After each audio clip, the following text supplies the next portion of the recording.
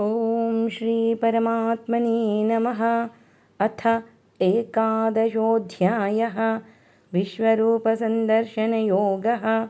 अर्जुन उवाच मदनुग्रहाय परमं गुह्यमध्यात्मसंज्ञितं यत्त्वयोक्तं वचस्तेन मोहोऽयं विगतो मम। भवाप्ययौ हि भूतानां श्रुतौ विस्तरशो मया त्वत्तः कमलपत्राक्ष माहात्म्यमपि चाव्ययम्। एवमेतद्यथार्थत्वम् आत्मानं परमेश्वर द्रष्टुमिच्छामि ते रूपम् ऐश्वरं पुरुषोत्तम। मन्यसे यदि तच्छक्यं मया द्रष्टुमिति प्रभो योगेश्वर ततो मे त्वं दर्शयात्मानमव्ययम्।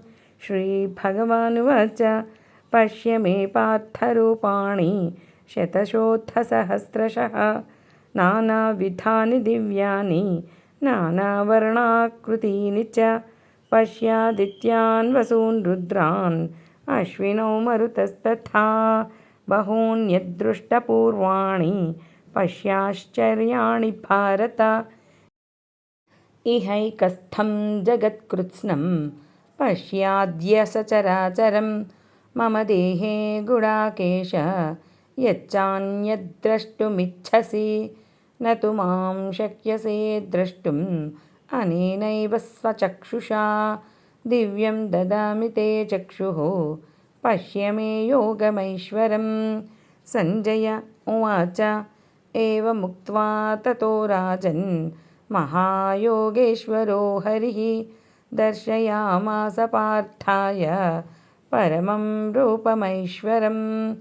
अनेकवक्त्रनयनम् अनेकाद्भुतदर्शनम् अनेकदिव्याभरणं दिव्यानेकोद्यतायुधं दिव्यमाल्याम्बरधरं दिव्यगन्धानुलेपनं सर्वाश्चर्यमयं देवम् अनन्तं विश्वतोमुखं।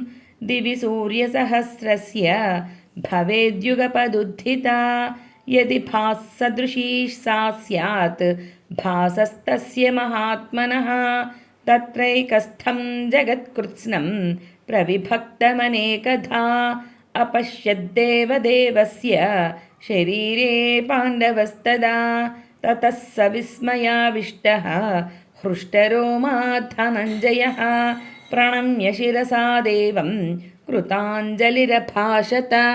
अर्जुन उवाच पश्यामि देवांस्तव देवदेहे सर्वांस्तथा भूतविशेषसङ्खान् ब्रह्माणमीशं कमलासनस्थं ऋषींश्च सर्वानुरगांश्च दिव्यान् अनेकबाहूदरवक्त्रनेत्रं पश्यामि त्वा सर्वतोऽनन्तरूपं नान्तं न मध्यं न पुनस्तवादिं पश्यामि विश्वेश्वर विश्वरूप।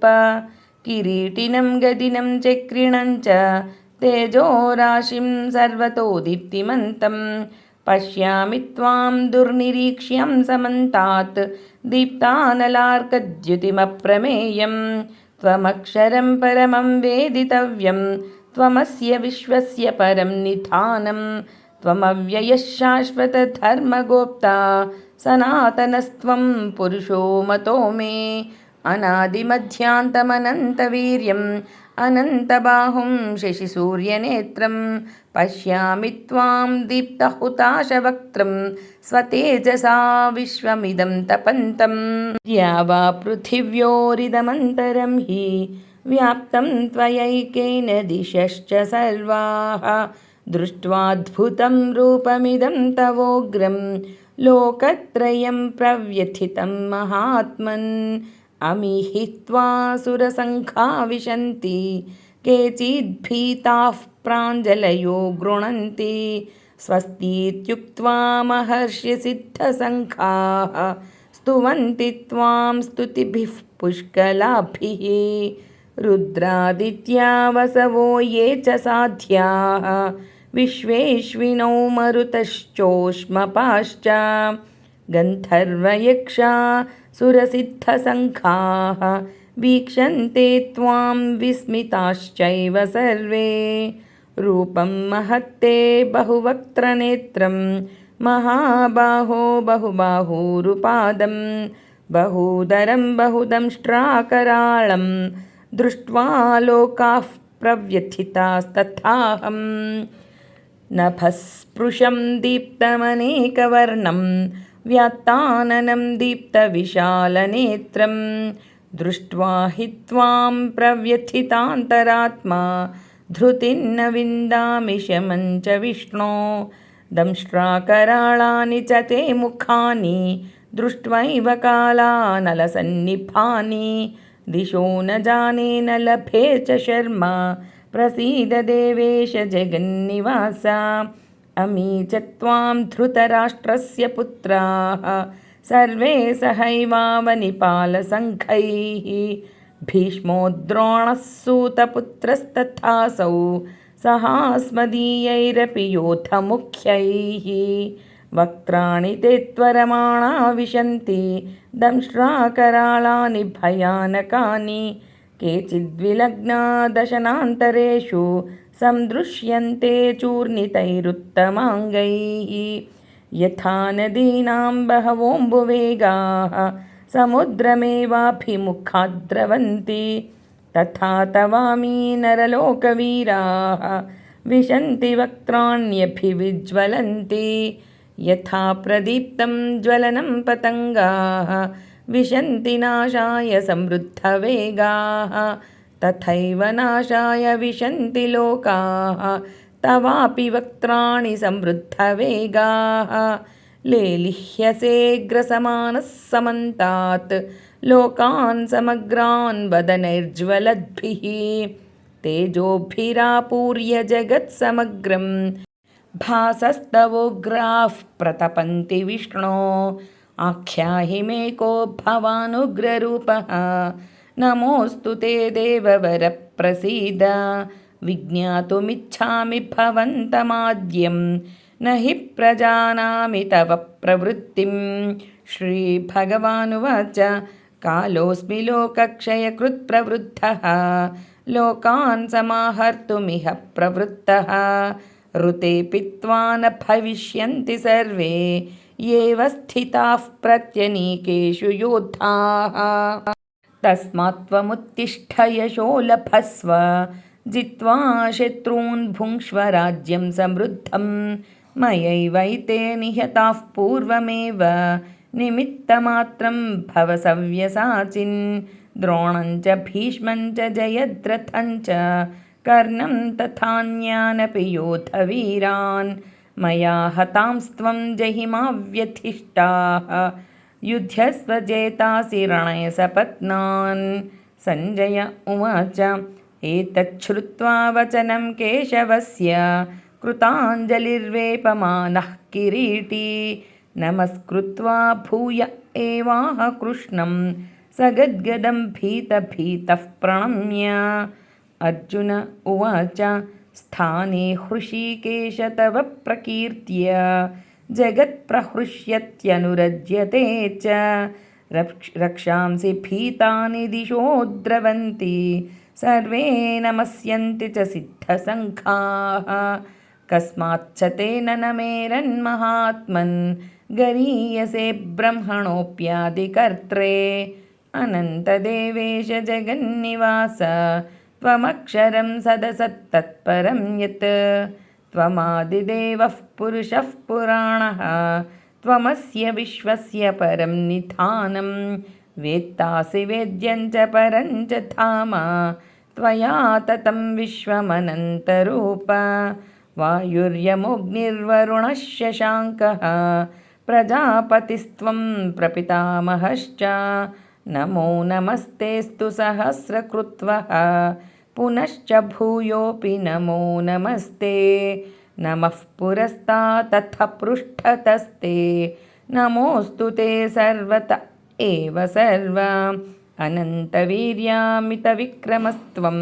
सर्वं समाप्नोषि ततोऽसि सर्वः सखेति मत्वा प्रसभं यदुक्तं हे कृष्ण हे यादव हे सखेति अजानता महिमानं तवेदं मया प्रमादात् प्रणयेन वापि यच्चापहासार्थमसत्कृतोऽसि विहारशय्यासनभोजनेषु एकोऽथवाप्यच्युत तत्समक्षं तत्क्षामये त्वामहमप्रमेयम् पितासि लोकस्य चराचरस्य त्वमस्य पूज्यश्च गुरुर्गरीयान् न त्वत्समोऽस्त्यभ्यधिकः कुतोऽन्यः लोकत्रयेऽप्यप्रतिमप्रभव तस्मात् प्रणम्य प्रणिधाय कायं प्रसादये त्वामहमीशमीड्यं पितेव पुत्रस्य सखेव सख्युः प्रियः प्रियायार्हसि देव सोढुम् अदृष्टपूर्वं हृषितोऽस्मि दृष्ट्वा भयेन च प्रव्यथितं मनो मे तदेव मे दर्शय देवरूपं प्रसीद देवेश जगन्निवास किरीटिनं गदिनं चक्रहस्तम् इच्छामि त्वां द्रष्टुमहं तथैव तेनैव रूपेण चतुर्भुजेन सहस्रबाहो भव विश्वमूर्ते। श्रीभगवानुवाच मया प्रसन्नेन तवार्जुनेदं रूपं परं दर्शितमात्मयोगात् तेजोमयं विश्वमनन्तमाद्यं यन्मे त्वदन्येन न दृष्टपूर्वं न वेदयज्ञाध्ययनैर्न दानैः न च क्रियाभिर्न तपोभिरुग्रैः एवं रूपशक्य अहं नृलोके द्रष्टुं त्वदन्येन कुरु प्रवीर मा ते व्यथा मा च विमूढभावः दृष्ट्वा रूपं घोरमिदृङ्ममेदं व्यपेतभिः प्रीतमनाः पुनस्त्वं तदेव मे रूपमिदं प्रपश्य। सञ्जय उवाच इत्यर्जुनं वासुदेवस्तथोक्त्वा स्वकं रूपं दर्शयामास भूयः आश्वासयामास च भीतमेनं भूत्वा पुनः सौम्यवपुर्महात्मा। अर्जुन उवाच दृष्ट्वेदं मानुषं रूपं तव सौम्यं जनार्दन इदानीमस्मि संवृत्तः सचेताः प्रकृतिं गतः। श्रीभगवानुवाच सुदुर्दर्शमिदं रूपं दृष्टवानसि यन्मम देवा अप्यस्य रूपस्य नित्यं दर्शनकाङ्क्षिणः नाहं वेदैर्न तपसा न दानेन न चेज्यया शक्य एवं विधो द्रष्टुं दृष्टवानसि मां यथा भक्त्या त्वनन्यया शक्यः अहमेवं विधोऽर्जुन ज्ञातुं द्रष्टुं च तत्त्वेन प्रवेष्टुं च परन्तप मत्कर्म कृन्मत्परमः मद्भक्तः सङ्गवर्जितः निर्वैरः सर्वभूतेषु यः स मामेति पाण्डव। ॐ तत्सदिति श्रीमद्भगवद्गीतासु उपनिषत्सु ब्रह्मविद्यायां योगशास्त्रे श्रीकृष्णार्जुनसंवादे विश्वरूपसन्दर्शनयोगो नाम एकादशोऽध्यायः। सर्वं श्रीकृष्णार्पणमस्तु। सर्वं श्रीगुरुचरणार्पणमस्तु। ॐ तत्सत्।